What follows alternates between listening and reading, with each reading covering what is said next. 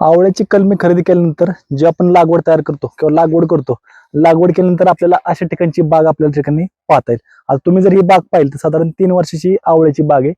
शासकीय जर आपण शिफारस बघितलं साधारण 6 बाय 6 मीटर म्हणजे एका एकराला साधारण 110 रुपये ही त्यामध्ये शिफारस जी आहे ती लागवड केली जाते. ह्यामध्ये मुख्यतः तुम्ही जर पाहिलं तर या ठिकाणी तुम्हाला रोपाची वाढ असेल, ज्यावेळी आपण रोप लागवड केल्यानंतर रोपाचं वाढ या ठिकाणी फुटव्यांची संख्या, फांद्यांची संख्या या ठिकाणी फळधारणा तुम्हाला पाहता येईल. साधारण 4 वर्षानंतर आपण या आवळ्याची हार्वेस्टिंग चालू करतो. त्यामध्ये जर पाहिलं तर सुरुवातीला प्रति झाड आपल्याला साधारण 10 ते 12 किलो माल हार्वेस्ट होतो. 4थ्या वर्षी 5व्या वर्षी जसं झाडाचं वय वाढत जाईल तसं त्याचं डेरा वाढत जाईल त्या अनुषंगानं याचं जर उत्पन्न बघितलं तर प्रति झाड आपल्याला 35 ते 40 किलो चांगल्या प्रकारचं दर्जेदार मालाचं उत्पन्न निघतं. त्यामध्ये जर तुम्हाला जर म्हटलं तर नरेंद्र 6 आणि 7 जी शिफारशीत वाण आहे त्यामध्ये 7 नंबरचा जो वाण आहे तो घसमध्ये म्हणजे एका ठिकाणी साधारण 6 ते 7 फळ लागतात तशा घसामध्ये तयार होणारं हे वाण आहे.